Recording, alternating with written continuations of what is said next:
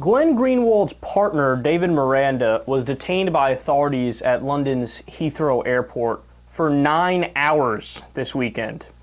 They held him for the maximum amount of time possible under a controversial provision of Britain's Terrorism Act that allows police to stop, question, and search people without having to prove any reasonable suspicion and without a lawyer needing to be present. And the provision is called Schedule 7.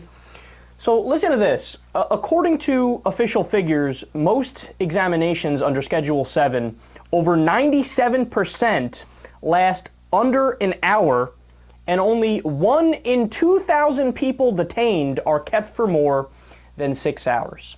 So what's going on here? Well, the government in Britain listened to the government of the United States, who told them, well, look, Glenn Greenwald is causing a lot of problems for us. The Guardian is causing a lot of problems for us. Give them as difficult a time as you possibly can, and maybe that'll disincentivize them.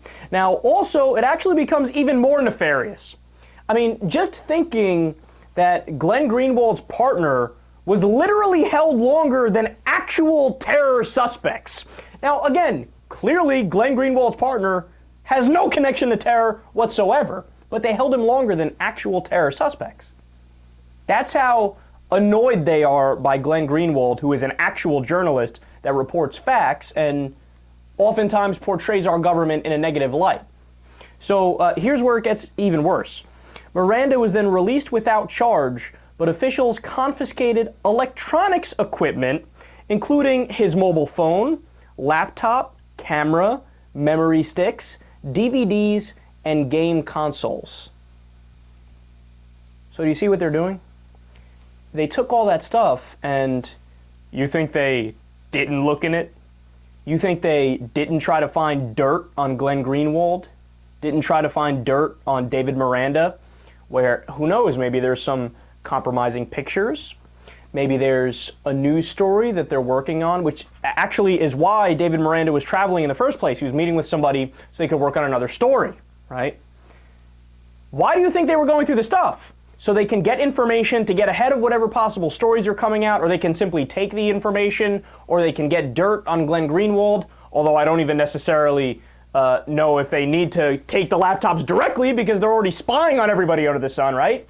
But I mean, what this is the government acting absurd and tyrannical.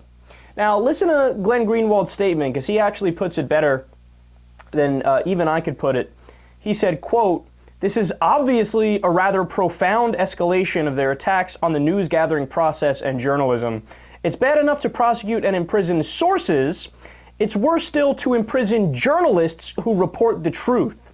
But to start detaining the family members and loved ones of journalists is simply despotic.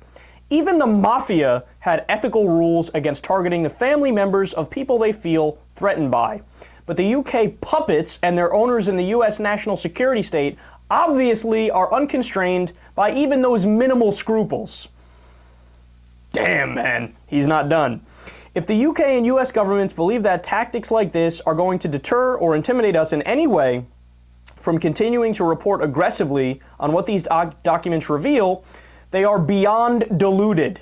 If anything, it will have the opposite effect, to embolden us even further. Beyond that, every time the US and the UK governments show their true character to the world, when they prevent the Bolivian president's plane from flying safely home, when they threaten journalists with prosecution, when they engage in behavior like what they did today, all they do is helpfully underscore why it's so dangerous to allow them to exercise vast, unchecked spying power in the dark." Hear, hear, Glenn.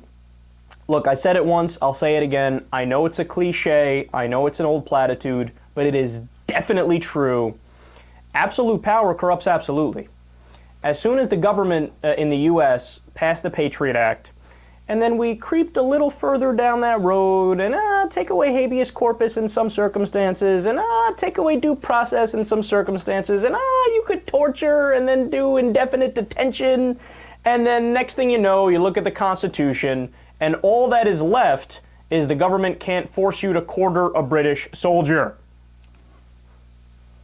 And at the rate we're going now, who knows? One day they'll knock, hey, let us in. We got a British soldier with us. You got to quarter him. Absolutely ridiculous.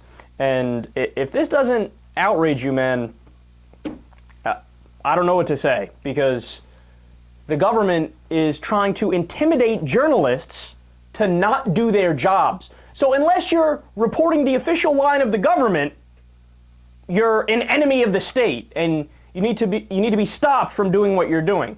Have we gone full Pravda in the U.S.? I mean, without question, this is not how a democracy functions. This is not what the First Amendment was about with freedom of the press. This is more like a fascist state and a dictatorship.